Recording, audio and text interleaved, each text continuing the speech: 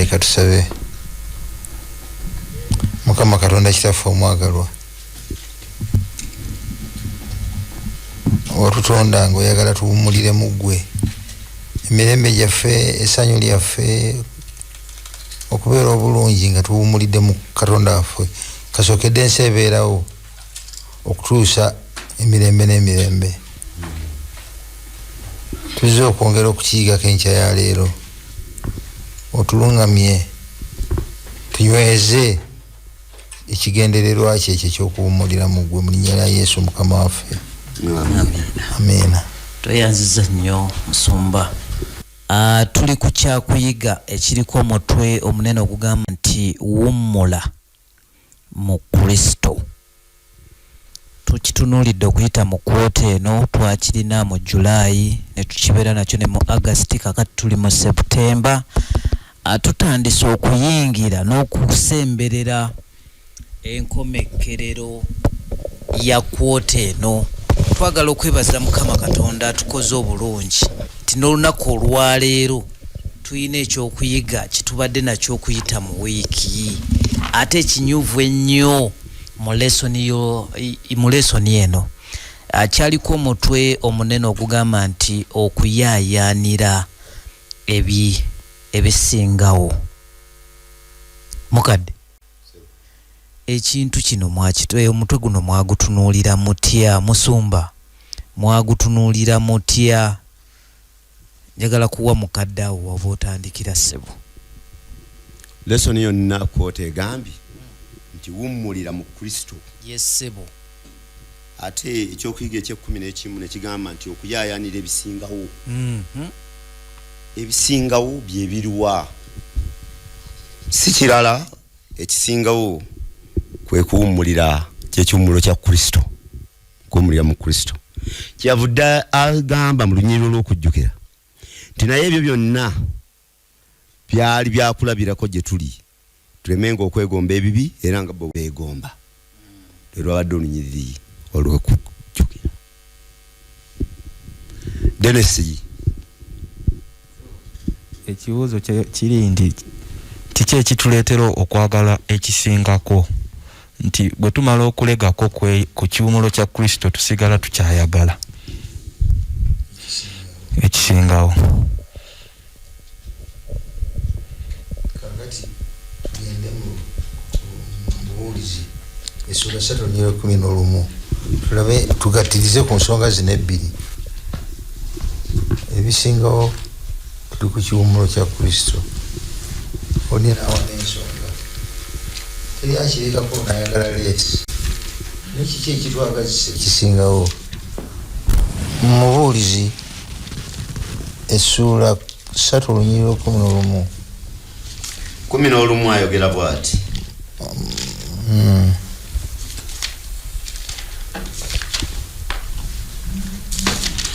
Yakola buli kintu nga kijja bulungi mu kiseera kyakyo. Abantu yabateekamu omutima ogwagala okumanya ebyaliwo n'ebiriwo n'ebiribaawo, kyokka n'atabawa kumanya ye Katonda byakola okuva ku ntandikwa okutuuka ku nkomerero. Bayibuli y'Oluzungu ekivuunula bulala n'ekisosonkole naye ekisoma bulala. Kanti some mu kisosonkole owulire Musumba. 3:11 Buwulizi.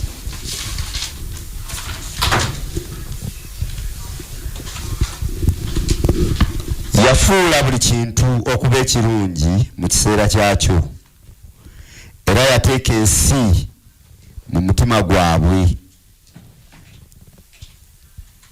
naye agiteekamu bw'atyo omuntu n'okuyinza n'atayinza kukebera mulimu Katonda gwe yakola okuva ku lubebererye okutuuka ku nkomerero. Wow. Wanagamba he has made everything beautiful in its time. He has also set eternity in the human heart. Yet no one can fathom what God has done. from the beginning to the end. Kyagamba mbu nti yateeka obutaggwaawo mu mutima gwa buli muntu, mu mitima gyaffe. Katonda bwe yali atutonda teyatutonda, yatuteekamu nga kiri mu buzaale mu butonde waffe okubeerawo emirembe n'emirembe. Tatutondanga na kirowoozo kyakukaddiwa, kyakufa okyali muto, never. Ekyo kyajja lwa kibi. Ekibi kyekyaleeta ekkomo kumpi ku buli kintu obulamu bwaffe kyebukwatako, naye kiri kyeyateeka mu mutima kyasigalamu, ekyobulamu obutaggwaawo. kyobalaba tetwagala kufa, kyobalaba tetwagala kukaddiwa. Tusala magezi gonna okubuzaabuza okukaddiwa naye kutengejjera bule kubanga ekibi kyakuleeta. Naye muli musigalamu ekyegomba to continue to live okuluubira kale n'obulamu buli engeri gye bulimu ye. Dennis agambye nti tubulegako tusigala tulina kyetuluubirira mu maaso. olinyiba okujjukira lwagambye nti biri byababeerako kutuyigiriza ffe siwewaawo okulaba nti tutuukiriza ekigendererwa ekyo Katonda kyeyayagala okuva ku lubereberye. Kaakati mu nsi muno muntu ki gwe wali otunuddeko naddala mu bantu ba Katonda abaffe, siri kuba nabali mu Bayibuli nga wamuyigirako, ngwena kye wamuyigirako, tujagala bujulizi oba nze naasooka engeri omuntu gwe watunulako nowegomba nobaako kyomuyigirako. Nze omuntu omusomba gwe nasooka okumanya ennyo musumba Stanley Kyambadde, nakyukira mu kiseera kye nga ye musumba we Makerere Kiwuunya, naye negomba omusumba oli ebintunuulira obulamu bwe, enkwata gyakwatamu ebintu, enkwata gyakwatamu abantu, obuwombeefu bwe, obukakamu bwe, netufuuka bamukwano nenfuukanga mwana. Nenegomba nange okukisa mu nkola titibanako okukwata abantu nga bwabakwata. Naawe olinayo, namwe mulinayo. Nze kitange eyankuza, engeri gye yankuzaamu gye yakwatangamu ebintu, nange yampa ekyokulabiraku nenfuula ekisingawo, kubanga enkola ye ey'ebintu yali ya bukakkamu ate n'ayagala nnyo Katonda we. Ekyo kyanyamba gyali yakyali mulamu bamuyita Dani Sebufu, kyanyamba nange okwongera okutegeera n'okukoppa okwagala kwa Katonda byababeerako okubeera ekyokulabirako.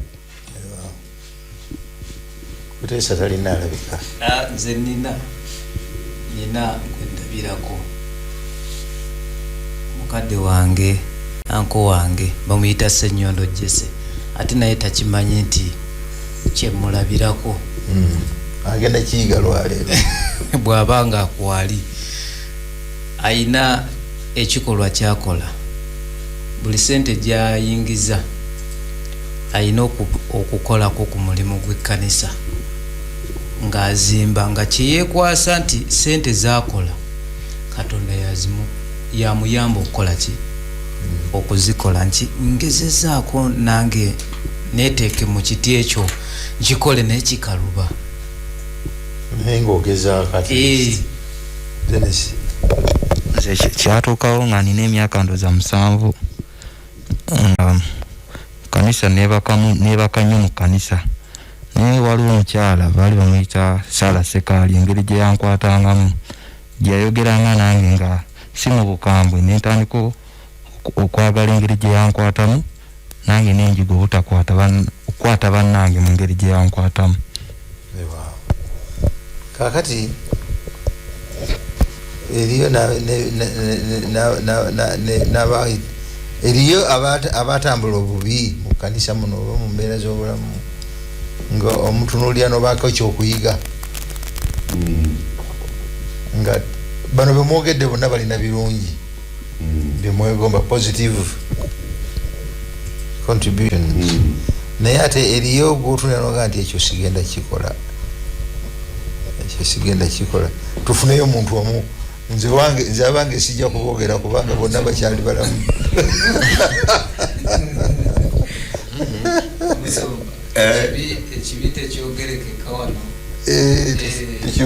kiyinza okuba nga si kyabubi nnyo naye waliwo omwami omu ku kanisa emu yali mukambwe nnyo nga buli mwana ajja okukuba omuyembe ku kanisa kwaliko emiyembe naye nga mukambwe ekigenze ewala yalina ekanzu ye ng'amanye engeri gyagiteekamu nti mumpale naye alyoka abagoba ate ng'akutamye bw'ati musajja oyo sijja mwogera linnya naye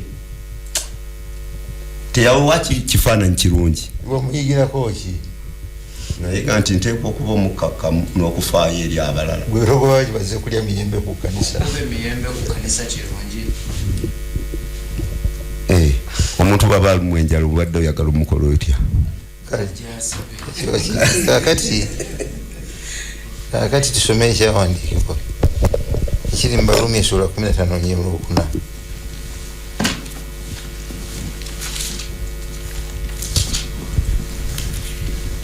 kano sebo kagudde 15:4 yambye bwati kazindaalo kagudde kano zitoke ako kafu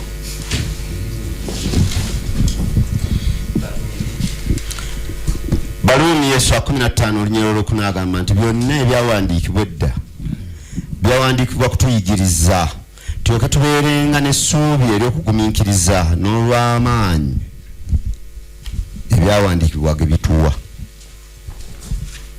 kadde mutuwulire byonna ebyawandiikibwa edda byawandiikibwa kutuyigiriza tulyoke tubeerenga n'essuubi olw'okugumiikiriza n'olw'amaanyi ebyawandiikibwaga bituwa ekitegeeza Katonda yagenderera ki mu kuwandiisa ebyawandiikibwa bino kusinziira ku linnya liri olwo yagendere kiki ekimu ku bigendererwa bye kutuyigiriza nga tuyigira ku ki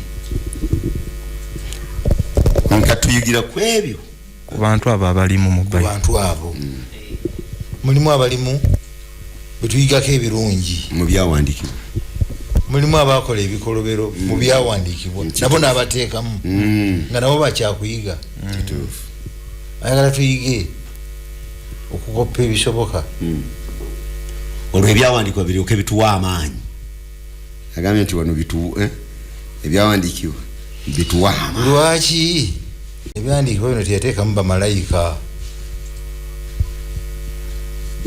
tetuli ku ddaala lyabwe bamalayika tebagwanga mu kibi nga ffe bwe twakigwamu abaana b'abantu kakati tebandibadde kyakuyigirako kirungi gye tuli ekiri relevant kwegamba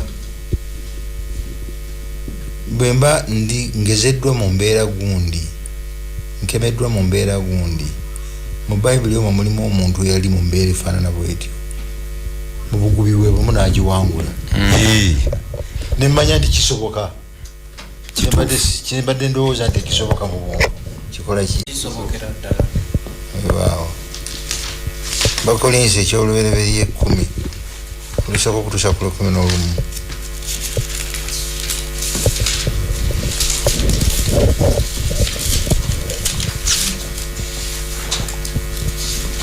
10 yayogedde bw'ati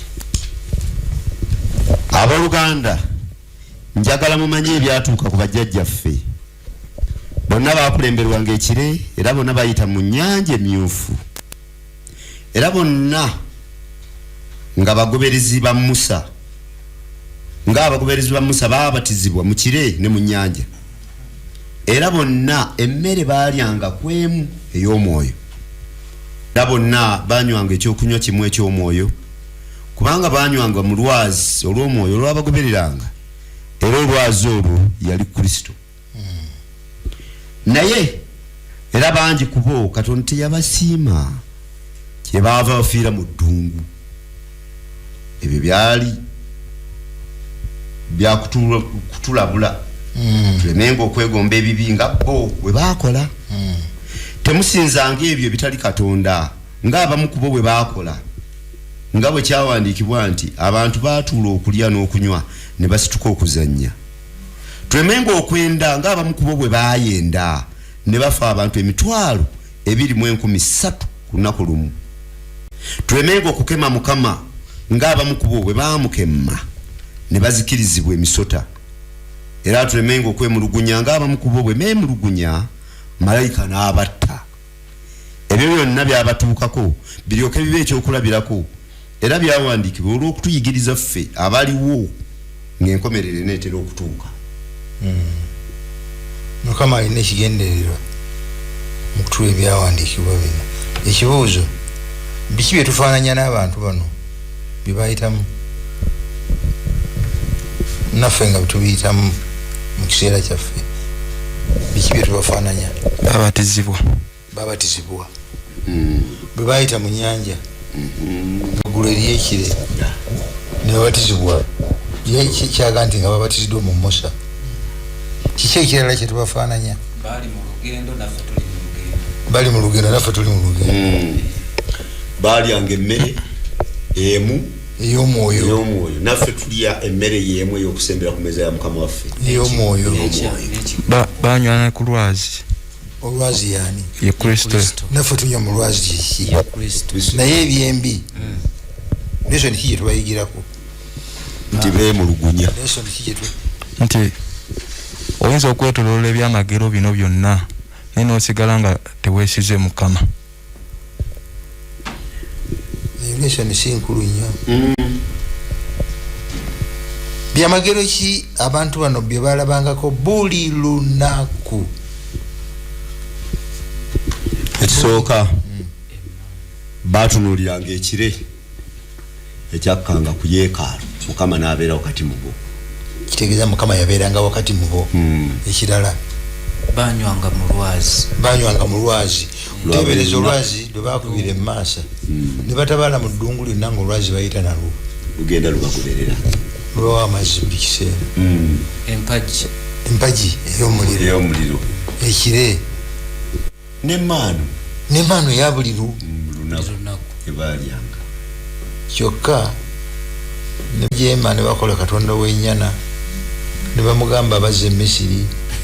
Kyokka kwali kwemulugunya ne beemulugunya olw'ebyo bye baafunanga deyire naye nga bakwatiddwa bukwatirwa kisooka bibawa ne batandika obubyemulugunyiza emmere ezimu eno eya buli lunaku. Olulala ne basembezebwa ku nsalo y'ensi ensuubize ne batya tetujja kugendayo bateetera kututya. Kiki ekituusa omwana w'omuntu ku ekyo? How can you have all these miracles around you and still not believe? Kiki omwana w'omuntu ekimutuusa n'alaba ebintu ebyo byonna byonna still abanga asobola okujeema, asobola okugaana, asobola okwemulugunya? Ebyabaliko mujjukire byonna naffe twabatizibwa tunywa mu lwazi lwe lumu lwe Kristo. Kiki ekitutuusa ku ekyo? Era tukyewala tutya? Tukyoke kiki ekituusa omwana w'omuntu mu mbeera eyo? Ekyo bakiyita kibi, ate kibi nnyo kubanga mu bulamu bw'omuntu ekibi kyafuga. Ffenna tukirina ensibu oba ffenna tukirina. Lwaki Yoshua ne Kalebu bo tebajeema naye nabo kwali kusalawo okwabwe okw'okutegeera Katonda waabwe. Ekitegeeza eddembe lino ly'okwesalirawo kintu kya kabi nnyo.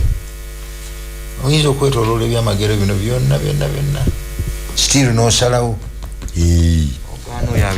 n'ogaana oyo abikuwa n'ogaana okumukkiriza. Tukyewala tutya? Anaakiwangula akiwangula atya? Naffe ku mulembe guno tulina bye tutunulako ebitulagira nti Katonda ali wamu naffe ali mu kanisa muno. Still n'osanga nga 1 bakubye enjiri ne mugibuuliro linaagaana. 2 gwe omukristaayo yakyuka edda ogudde mu mbeera gundi ekugezza ekutulugunya n'otegeera side Katonda kwali n'olonda enkyamu. tukiwangula tutya Katonda okukiwangula kwe kukkiriza okuyingira mu kiwummulo ekya Yesu Kristo buli lunaku buli ssaawa buli ddakiika degerawo ojja kugimalayo nga webalenya omuwandiisi omu yagambye omusomesa omu yagambye nti count your blessings, name them one by one. Katonda wo ebyakukolera bitunuulire nnyo buli lunaku bw'ogenda okunona emmaanu nga okimanyi nti ezebuzi kuva mu ggulu girowoozeeko teeka ebirowoozo by'oku mmaanu eno bw'ogenda okusena amazzi mu lwazi lw'omanyi nti enjazi tezitambula naye luno olwaffe lutambula kirowoozeeko lwaki lutambula bw'ozuukuka ku makya nga banno tebazuukuse kirowoozeeko covid akubye abantu bonna bakwetolodde tannakukuba kirowoozeeko why count your blessings one by one bw'omussa mu birowoozo tojja kumumanyiira kutuuka ku bali tugenze ku mande byonna byonna byabaawo okutuyigiriza kuva 25 olw'omunaana okutuusa ku lw'omwenda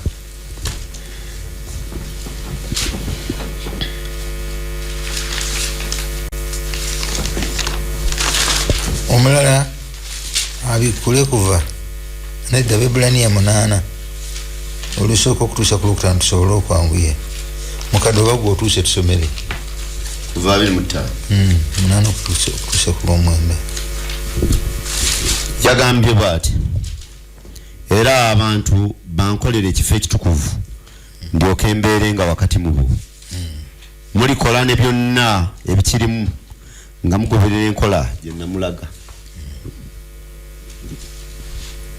ako tukawulidde tujja kaddira nga n'oli amaze okutusomera nga tubuuziza ekibuuzo ekibigatta bankolere ekifo ekitukuvu ndyoke enkole ki mbeere wakati mu bo Bebulaniya 8 olusooka okutuusa ku lwokutaano kale mu bigambo bye twogera kino kyekinyusi tulina naye musomba eno bayibuli yo yanjawulomu kale kansomero ekigambo ekikulu mu bye twogedde kyekino saaba kubona gwe tulina bw'atyo bwe yenkana era atudde ku ludda olwa ddyo olw'entebe ey'obwakabaka eya nannyini buyinza mu ggulu aweereza nga saaba kubona mu kifo ekitukuvu era mu weema yennyini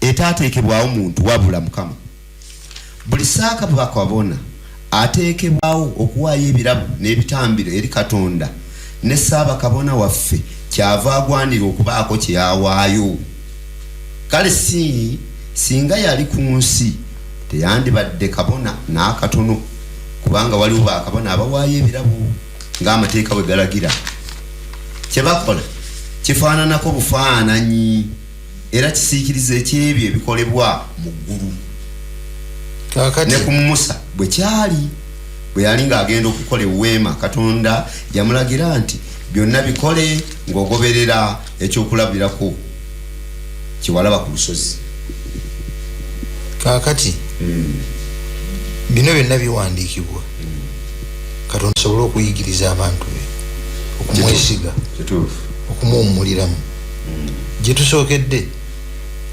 ebibeera ku bantu bano bwe tusomako mu byawandiikibwa somo gye tuli eriri positive oba negative kakati si ekyo kyokka wanaatuuse ne ku kifo ekitukuvu abagambye nti munkolere ekifo ekitukuvu mbeere wakati mu bo bwavudde awo nanyonyola n'engeri gyekikolamu kabona waakyo neki ekibuuzo kigamba Katonda kiki yali ayagala abantu bali bayige bwe yabagamba okumuzimbira ekitukuvu lesoni kiki yali ayagala bayige enkulu nze lesoni gyendabawo Katonda gye yali ayagala abantu bano bayige nti ekifo kino ekizimbibwa wano kyateekebwateekebwa dda gyekiri mu ggulu etegeeza nti Katonda yateekateeka dda okubeera wakati mu bo. ekyo kimu tebantegerekesa mutegerekesa kubanga yamuga nti kizimbe ng'ogoberera kirwa ekyomuggulu kitegeeza nti ne muggulu Katonda yakola dde enteekateeka ey'okubeera wakati mu bo. Ekyokubiri Musumba yali ayagala abeere ekitundu ku bulamu bwabwe obwa bulijjo, daily life.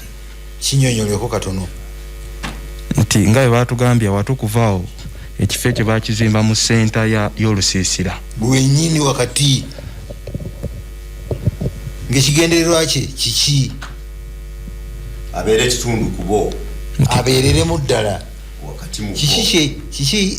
Kiki ekimulaga nti yaliwo, kiki kye yateeka mu kifo kino ekitukuvu ekikakasa nti ddala waali era ayagala okubeera ekitundu ku bo. Boba ntegeerekese ekibuuzo kitegeere ekire ekintu kino ekifo kino bakiteeka wakati bwe yatuusanga ekiseera nakka nga mu lusiisira lwonna buli omu amulaba nga tewaliwo n'omu alina kubuusabuusa nti omukulu ayingiddewo.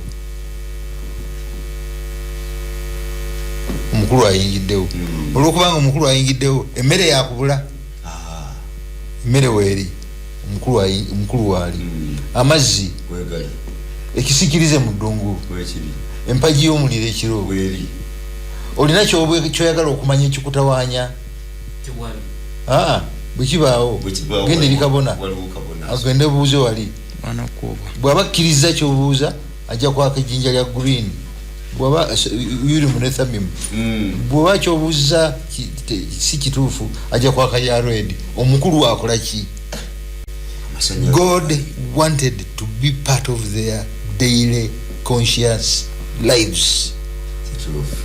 Batuuke we bagambira ng'ekintu kyonna kiguddewo ti ate mutawaana soke mugende mubuuze muzeeyi. Nga Dawudi bwe yakolanga. Dawudi buli lutalo lwajja yabuuza nyambuke nkuba Abamereki bano. Yambuka oba tokola ki? Oba toyambuka. Emirembe gyabwe, entalo zaabwe, essanyu lyabwe lyali lyakubeera muono wakati, kyekyakimuteekesaawo nekibeera wakati wali. Kaakati kuliko n'ebigenderako ebirala bitusomako mu Baleevi 4 bye baalina okuyiga. Kyabaleevi essuula 4 olwa 32 okutuusa ku lwa 35.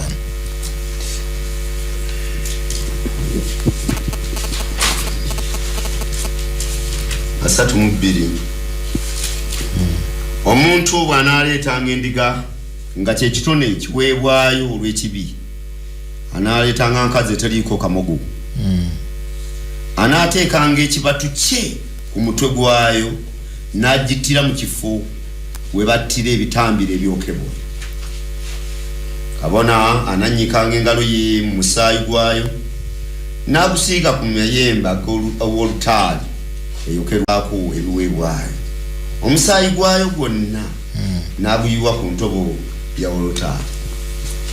Amasavu gaayo gonna anaagajjamu nga bwe bajjamu amasavu g'endiga eweebwayo olw'okutabagana, n'agookera ku olutaali awamu n'ebyokulya ebiweebwayo eri Mukama. Bw'atyo kabona anaddaabirizanga olw'ekibi ky'oyo ayonoonye, era oyo anaasonyiyibwanga. Ekifo akitadde wakati mu bo. Emu ku bigendererwa byayagala agala bagambe nti wendi ebyetaago byammwe byonna name it wendi. Kyenvudde nteeka olusiisira luno wakati mu lusiisira muno mulimu ebigenda mu maaso. Ekimu ku byo ze ndiga zino, sente zino ezisalibwa nti banaagireetanga, agireese n'agikwata ku mutwe neyenenya ebibi n'agisa. Ani yasalanga endiga? Yasalanga yaki? Endiga lwaki yali eteekanga okufa? Endiga eno yali ezizza gwaki? Omusaayi guno Katonda kiki yali asomesa abaana ba Isirayiri mu lesoni eno? Kuteesa n'aleeta endiga n'asala, Kiwonoka n'aleeta endiga n'asala, Kakembo n'aleeta endiga n'asala, simanyi bameka abajjanga okwenenya olunaku ze baleeta, simanyi oba abajjanga okwenenya olwaleero ne wiiki ejja baakomangawo. Kifo kyali kyenkanawo obunene awayiika omusaayi guno gwonna gwonna ogufaanana bwe guti. Katonda yali ayagala kuyigiriza ki abaana ba Isirayiri nga naffe mututwalidde olunaku lwaleero. Ebyokuyiga byali biwerako bwe mwali okukkiririza mu Katonda. Ekyokubiri kye nalabyemu okugoberera amateeka. Ekyokusatu ekyokumusaayi nti ekibi kyali kyakumalibwawo na kuyiwa musaayi. Ekibuuzo kyange, ekibuuzo kigambye nti lwaki okwongera kaako kutesa. Akaliga kano tekanabba, kutesa yeyabbye najja n'akakwata. Njagala ennyonnyole lwaki akatabbye ke kafa. Number 1, number 2. Ekyo ndowooza kyekikulu kubanga tekabbyeko ate ono eyabbye afudde. Ate nze nankanyongereko Katonda lwaki yaleeta enkola eno. Yali ayagala kuyigiriza abasajja n'abakazi obunene bw'ekibi n'obubi bwakyo. Ekyo nze ku lwange kyentunuulira ekisooka. Ekyokubiri nze kyengamba yali ayagala balaga nti buli lwoyonoona oba ogwana kufa. Buli lwoyonoona ogwana kukola ki? Kufa. Kyavaawa mu lusuku Adeni bwe muli gulyako temulirema kufa. Buli kibi kyenkola etteeka linsalira gwaki? Kufa. Kibaava batafa akaliga ke kakola ki? Ke kafa mu kifo kyabwe. Sebo yogenda mu maaso. Nende maaso neki. Naye ndowooza nakiri kyolese kikulu. Ekibi akafaananyi mukakubye. Nze nina olumbe lwe nalwala mwaka gw'91 siwunyiriza kintu kyonna anosmia. Siwunyiriza ne bweta petroli n'omuyiwa wano banosumulula gas. I can't smell it. Si COVID. Mukyenda mugwayita najja. Naye ne COVID sisobola kumuwunyiriza. Naye buli luyita kaleerwe n'omuntu yenna ne mukyala Kakembo twayitangawo naye ng'akwata ku nnyindo.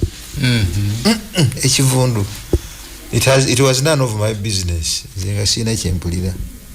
Naye mu kuba akafaananyi ekifo ekitukuvu ekisalirwamu endiga ezisukka emmeka olunaku. Omumusaayi ogumansirwa ku. What was it like, Dennis? Kali Messi. Kyali tekisanyusa nga kiina ekivundu kiri unattractive. Naye nga kyekitu. Nga Katonda kiki kyeyagenderera, wagambye nga kikyagenderera abantu bayige mu kino. Nti buli lwoyonoona oba ogwana kufa. Njagala kwongerako ekibi is a mess. Wadde fe batasala ndiga na kuyiwa omusaayi ogwo gwonna. Bukkiriza ekibi okuyingira mu bulamu bwo. Oyinza okukkiriza ekibi eki nekijja kimeesinga nekireeta okuwunya awaka nekireeta ekivundu nekireeta kyankalanya buli kimu. Nekikyankalanya buli kintu kyonna. Sin is a mess. Yemu ku lesson mukama waffe ze yali alwana okuyigiriza abantu bonna. Abali eyo abatufuna ku 91.9 Prime Radio njala kubategeeza nti emikutu gyaffe giri live. Facebook page ogendako n'oteekamu Prime Radio Kampala ojja kuba otulaba bulungi nnyo ebigenda mu maaso lesson engeri gyetambulamu. So nga ate ne ku YouTube osobola okugendako Prime Radio Kampala subscribinga ate osyalingireko ne muno. Musumba tulina eddakiika 30 mu ddakiika eza 30 tusuubira n'okufunayo ku bibuuzo eri abatuwuliriza n'okubaganya ebirowoozo awamu nabo. Katugende mu maaso. Esebo abantu bano abaali mu bintu bino Katonda byataddewo bategeere nti alimu wakati mu bo. Abantu beyateekerawo enteekateeka ey'obulokozi ey'okusonyiwa ebibi ng'eyita mu saddaaka nga eraga obulokozi obulijjo obuyita mu Yesu Kristo. Abantu abalabako na gano kiki lesson kifife gye tufuna eyalemesa abantu bano okuyiga. Lesson Katonda ziyagendera bayige baziyiga. Bibulaniya 4 olusooka okutuusa ku 11. What lessons did the Hebrews fail to learn? Mu bino byonna byasumba waliwo ovudde kubanga tulabye endiga ng'eweebwayo. Endiga bweweebwayo yali esongera ddala kwani? Ku Kristo. Era Yesu Kristo bw'amala okujja mu Yokaana 1:29 tumutunuulira omusajja agamba nti laba omwana gw'endiga ajjawo ebibi byaki yensi. Endiga eri kyali kifaananyi ekyali kisonga kwani? Ku Kristo.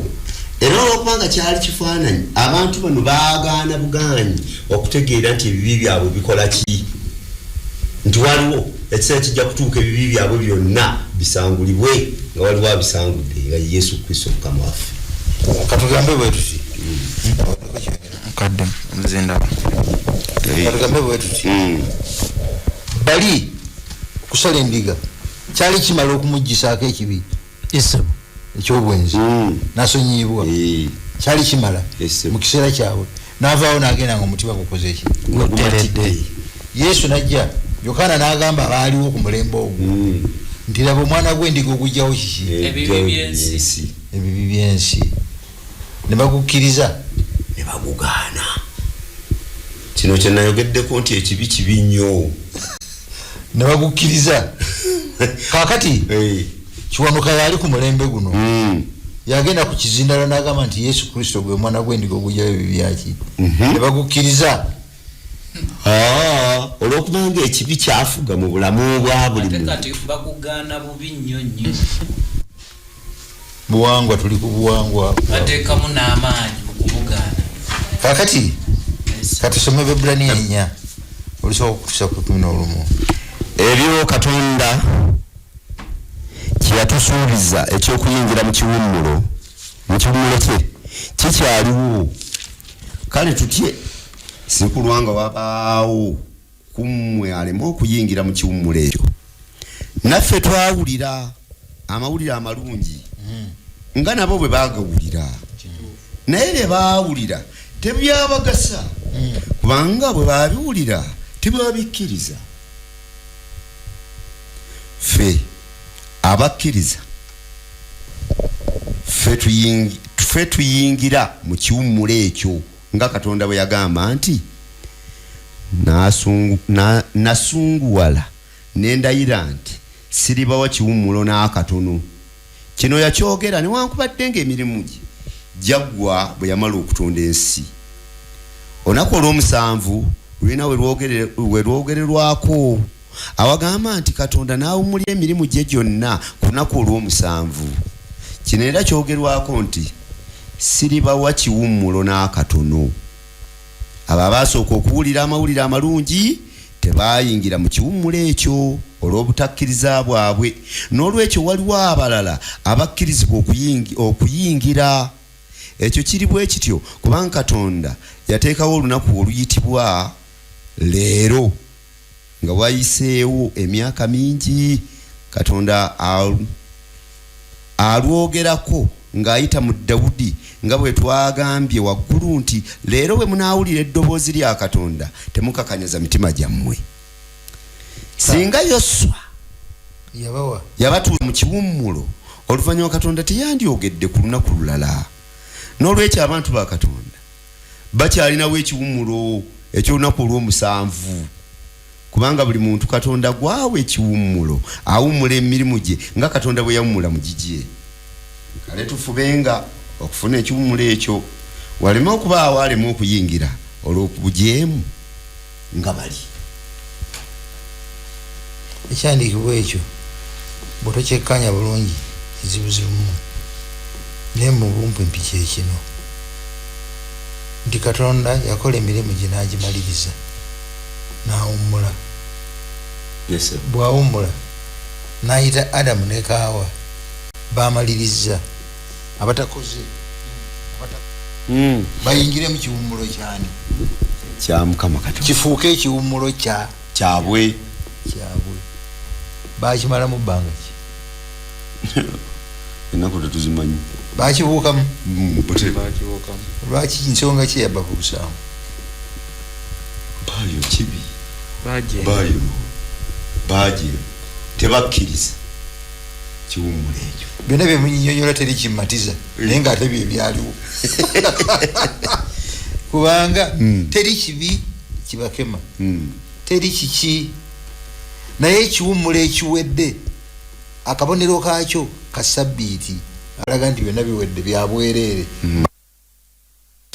Mukama n'akomawo n'ateekateekayo ekiwummulo ekirala n'ajja abaana b'e Misiri abatwale mu nsi ekulukuta amatanaki n'omubisi gw'enjuki naye nga tannabatuusa najja nga abajjukiza Sabbiiti mugijjukire makulu gayo kiki nti gye mbatwala maze okuteekateeka mugenda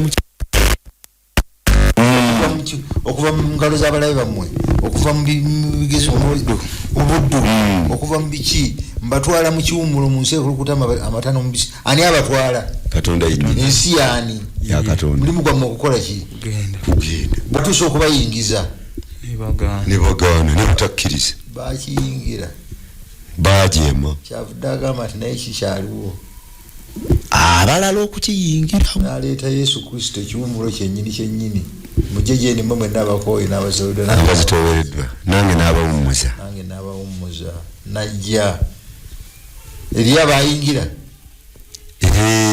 eri abagaana ne kankano bakyagaana abagaana bagaanira ki ekyasigaddeyo ekiwummulo eki eri abantu ba Katonda ekiwummulo ekyo kyekiruwa ekyobwakabaka bw'omuggulu kubanga kino ekiwummulo ky'abantu ba Katonda abawummulidde mu Yesu ate bagenda kubeera mu kiwummulo kiri ng'Abayisirayiri bwe balina ekiwummulo kyebawummuliramu naye bakigaana nekiri tebakifuna Sabbiiti eno y'olunaku olw'omusanvu mu kiwummulo kino ekikulu kino ekyokuwummulira mu Katonda mu kumwesiga mu kutereera mu ye erina makulu ki erina roolo ki Sabbiiti y'olunaku olw'omusanvu erina roolo ki kifaananyi weebale nnyo otandise bulungi kifaananyi ekyekiwummulo kiri ekyemirembe n'emirembe ekiwummulo kiri eky'emirembe twakituuseewo tetunna kituukaku ekitegeeza ekifaananyi kino kikyalina omulimu omunene ekifaananyi kino kiraga kinti yakola emirimu gye n'agimaliriza abayita buyisi kale mujje gye ndi Adamu bamuyita buyisi nga byonna biwedde nje by grace Yesu bw'amala okutawaana ku musalaba n'agamba nti kiwedde obulokozi bwa bwereere ayita buyisi nti mukole eki okukuuma Sabbiiti kabonero akalaga ebiwedde tubadde tujja mu kkubo emboozi n'etabaala egenze ku ki tuwaliwo sijjukira kikirese nti lulikya bwe ruti nga lweru gwokirese n'ogamba nti lulikya olunaku lulikya ebintu ne bikyuka nange nenkugamba nti lulikya kubanga n'obwakabaka bwa Nebukadduneeza bwagenda n'obwabalala nga tutuusa okuyingira wa mu kiwummulo ekyemirembe n'emirembe eteri kibi tetugenda okweyagalira emirembe gyonna tugenda kukola ki okuyingira eyo kukkiriza bukkiriza bano kiki ekyabalemesa tebakkiriza kiki kyebatakkiriza bwogamba nti yabakuba mu kiwummulo kye olw'obutakola ki obutakkiriza oyo abawa ekiwummulo kiddemu obutakkiriza oyo abawa ekiwummulo oli mutuufu naye mbondekaawo basinoze ate nga kiwugamba genzima obutakkiriza oyo agaba ekiki nyinza ntyo obutamukkiriza nga yaleeta emmaano nyinza ntyo obutamukkiriza nga yayaka ekiri munanka nyinza ntyo obutamukkiriza nga yaliwa amazzi ag'okunywa Nyinza ati obutamukkirizanga bwetu ye yakuba Ogu ne Gogu ne Magogu nako. Nyinza ati obutamukkirizanga yakuba Abamisiri n'atusumulula. Ye bayisale mu nnyanja emyufu. Nyinza ati obutamukkiriza oyo. Kiki ekindeetera obutamukkiriza? Dembe eri okwesalirawo. Nange nze ndowooza nti ebintu ebyo Katonda bye baatuuka ne babitwala for granted ne bagamba kimukakatako bituwa ffe twejje mu Misiri ffe twawandikako ebbaluwa atuneyo kati ne batandika obitwala for granted era babasazeewo era kuba kusalawo kwabwe osobola okuba ne information yonna nga bwe bagirina n'obulirwa enjiri nga bwe bagirina nolayo amagero bino byonna still n'ofiira mu ddungu. Katonda kimuyisa kitya? Bubi naye abatalina kyakukola kubanga yakuwa eddembe ly'okwesalirawo. Iswa ne Kalebu Musumba sebo ne kaakano kati mu nsi mu budde bwa leero tukirabye nti ffenna naffe tumanyi naye obulamu bwaffe tewali avunaanyizibwa ye yavunaanyizibwa yekka kezibe ensimbi zaffe abaana baffe ekyo tukimanyi buli kimu zotawaako kitundu kya 10 nga te yazikuwadde era okimanyi tewali asobola Covid atulaze kyetaagisa atulaze naye era tetukkiriza. Kakati kankubuuze tuli babuulizi banjiri ffenna nga bwe tuli wano ne bannaffe abatulaba bangi babuulizi banjiri ng'ofuna omuntu ng'ajjanga akugamba nti waategedde nti amazima ngategedde oyo nga webweru simukkiriza nandyagadde okuyingira mu kiwummulo kya Kristo ono gw'obuulidde naye sirina kukkiriza sirina mpulira muli kisika tekijja oba olina mukkiriza munno agudde mu mbeera embeera eno gyaguddemu emuwaliriza okusalawo okutwala oluuyi lwakakasiza ddala nti luno lwa Kristo luno naye luno olwe wange naye nga buli lwasalawo asalawo olulwe nakugamba nti nomubuuza nti kinaga nti sirina kukkiriza kumala omuwa magezi ki omuwa magezi ki ekyensooka omugamba nti okukkiriza kuno kuzimbibwa buzimbibwa ekyokubiri Yesu we yagamba oba yali mukyala nti newoba n'okukkiriza nga kutono nnyo ng'okwo akasigo ka kalidaali mustard seed teyamugamba ng'okwensigo ya ffene nti okukkiriza kuno tetulina amount kwe tukupimira kuzimbibwa buzimbibwa mpola. Sebo nze sina kyakye nyinza mugamba nti mu bulamu kigambo kimu kuteeka bwesige mwoyo agabe ekiwummulo era fukamira osabe ekiwummulo ekyajja kireeta n'okukkiriza okwo ajja kunyweza mukwe. Kwegamba omukwasa ono azimba alindiridde obulindirizi akagere akasooka ono atwaleyo akagere ka bebi akasooka akalinyeyo bwati oli akabake olwo nga kiwe akazimbireko katoba ng'omukkiriza kabaka kubanga era nalyo ddembe lyo. Kwegamba ng'olinga ng'omusajja yaleeta omwana we okumuwonya namuga nti obanga osobola muwonye naga nti oba nkola ki obasobola ongezesa ko ye nti byonna bisobokera yalina okukkiriza ko omusajja taata nsaasira sirina kukkiriza nakutono omwana w'omusajja we yamuwonya owokutono kubanga twala okutono kwolina kituufu ago ge magezi gokka. Agamba nti olwaleero bwe muwulira eddoboozi lye temukakanyaza kiki mitima gyammwe.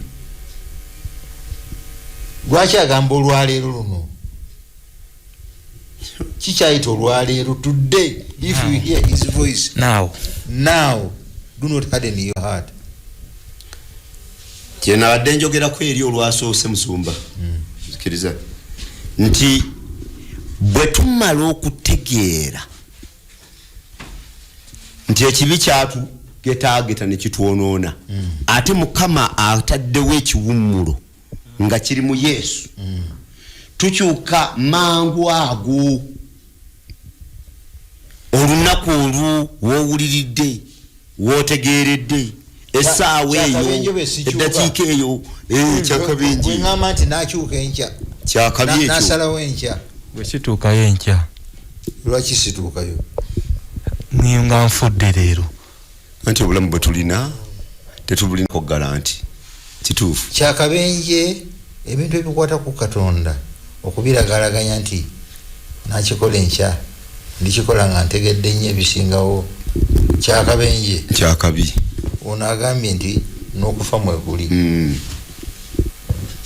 gwe n'ogamba nti ki ngambye nti bw'owulira essaawa eyo eddakiika eyo sekendisi eyo tandikirawo kolerawo kabi kyakali bwe sitandikirawo nti oyinza okwekanga ng'otobivuddeko kubanga waliwo omulabe bwe manyiira okulonda obukyamu ng'omwoyo buli lwannumba ku nsonga gundi nonda kikyamu omulundi oguddako kinyanguyira okulonda ekikyamu ebivaamu kukakanyaza mutima n'okuvoola mwoyo mutukuvu ogenda okakananga ovodde omwoyo mutukuvu nga n'okumanya tomanyi n'olwekyo olwaleero ffenna abawuliriza bannange abatawangayo bulamu bwabwe eri Kristo olwaleero bemuwulya muyingire mu kiwummulo kyaliwo ekyobubereere tuufu abamukkiriza edda ebigezo bino ebitujjira nga twetaaga okulondawo wakati we naye tuleme okubeera nga bannaffe bali twemanyize okulondawo Kristo etufuukire empisa tukule mu kukkiriza okusaba kwaffe mu linnya lya Yesu. Twatunuulidde omutwe ogwasembyeyo ogwagambye nti okuwamba ekibuga ekyomuggulu okuwamba ekibuga ekyomuggulu ekigambo okuwamba nga kinene mu Bagalatiya yayogedde bulungi yagambye Bagalatiya 3:26 nti olw'okukkiriza mwenna muli baana ba Katonda mu Kristo Yesu. Amina. Kubanga mmwe mwenna ababatizibwa mu Kristo mwayambala Kristo. Tewakyali njawulo wakati w'Omuyudaaya n'ow'eggwanga eddala, wakati w'omuddu n'ow'eddembe, wakati w'omusajja n'omukazi, mwenna muli omu mu Kristo Yesu. Kale bwe muli aba Kristo muli bazzukulu ba Ibulayimu.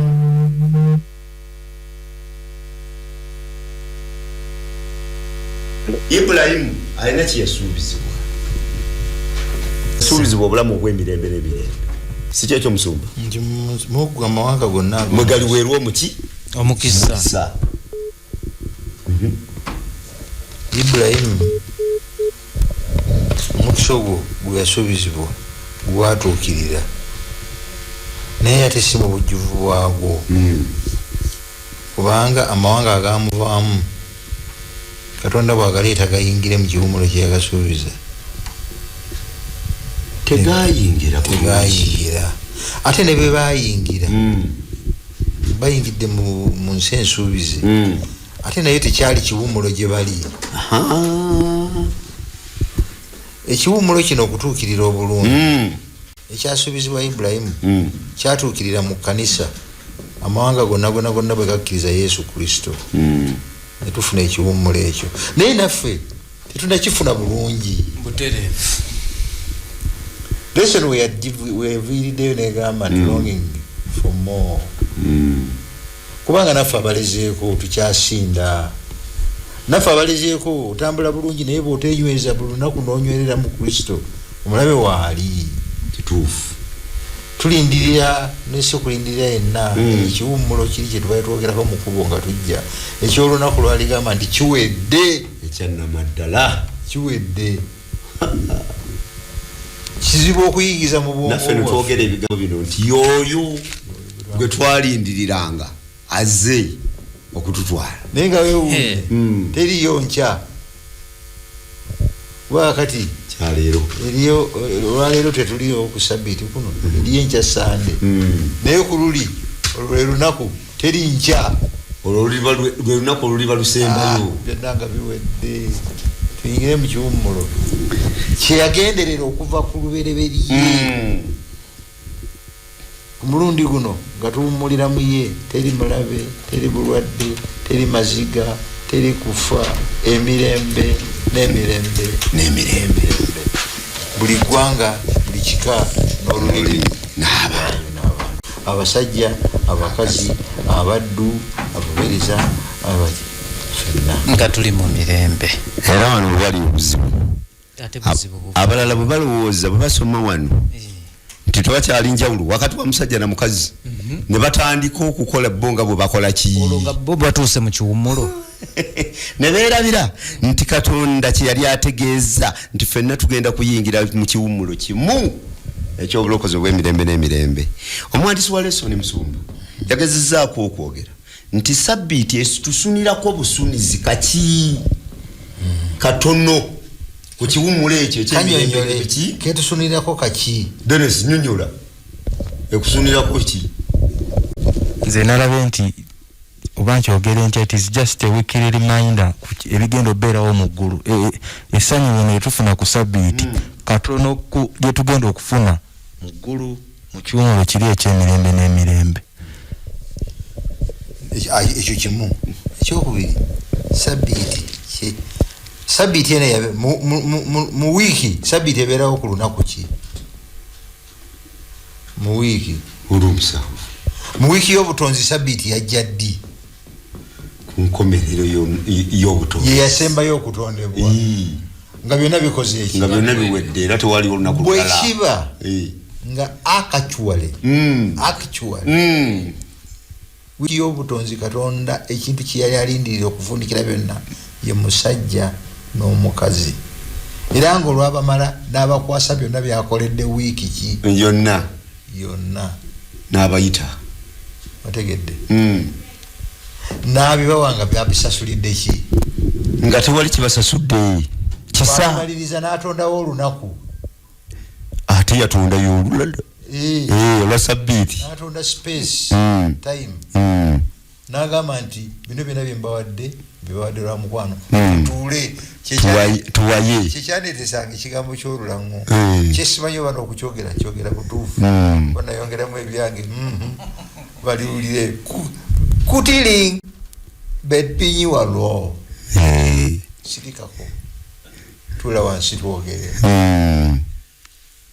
ye sabbiiti ekabonero k'ebiwedde ebifunirwa obwereere olw'ekisa kati n'endwadde endala tufuna zaaki mutawummula nga buli kimu kyatuweebwa ku musalaba kyova olaba ku Friday essaawa 9 n'alangirira nti kikoze kiwedde nga bwe yalangirira mu lusuku Aden pulaani yonna yonna ey'okuzzaawo enkolagana n'omuntu ebbanja eribadde libanjibwa amateeka kye gabadde babanja kyonna kikoze eki kiwedde ku sabbiiti n'awummula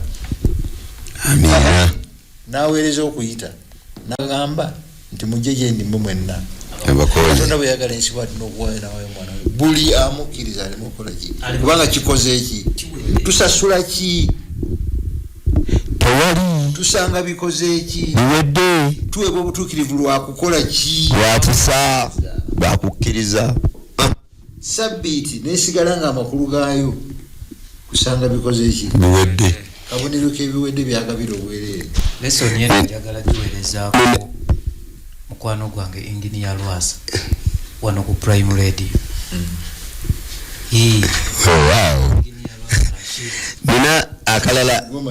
nina akalala sewe Musumba kenjize waliwo badde oyogera sabbiiti yekomekereza wiiki ey'obutonzi ekiwummulo eky'emirembe n'emirembe kyekigengera okukomekereza ebyafaayo eby'ensi eno yonna wekiriyingirawo kyekikomekereza ebyafaayo byaki byensi yonna nga kirungi olwokubanga ne bwe tuligenda mu bulamu obutagwawo Katonda tayagala twerabire nti byabwereere twerabire tulina kye twabikolera okubifuna sabbiiti egenda kukuumibwanga buli sabbiiti obwakabaka obutagwawo nga lwe lunaku lugenda kukutilinga netutuula netuwaya amina tubeera ne lesson discussion oba okubaganya ebirowoozo mu lesson buli lwa sabbiiti mu biseera bino ebya byetutunaddayo mu makanisa gaffe sawa 3:30 mpaka sawa 5. Njagala Mukama akumpeera omukisa ebintu bino bikubeerere bya mugaso eri obulamu bwo nga obijjamu ekisingako obulungi. nga mulama gwa committee gwe gubadde tibwomala okujjuzibwa tugende baako kyokwata tugende tukibulireko omulala ate naye asobola okukyoka. Nsaba mukadde atuwonge mu maaso ga Mukama waffe tuve wano. Katonda omutukuvu ennyo omulungi omwagalwa nannyini eggulu n'ensi kabaka wa bakabaka obw'ekitiibwa ogulumizibwe gw'atokoowa kutubuulirira ate yatuwa obutuukirivu obwobwereere nga tuli mu maaso go yongera okunyweza okuyigirizibwa Katonda waffe kw'otuyigiriza enkya n'akawungeezi na buli nnaku. Omukono gwo ogw'amaanyi ggolwa eri abaddu bo n'abazaana bo twongere okukutegeera n'okutegeera ekiwummulo kyo ku nkomero tuwangule tusikire obulamu obutaggwaawo kubanga tusabye n'okwegayirira okuyita mu Kristo Yesu Mukama waffe. Amiina.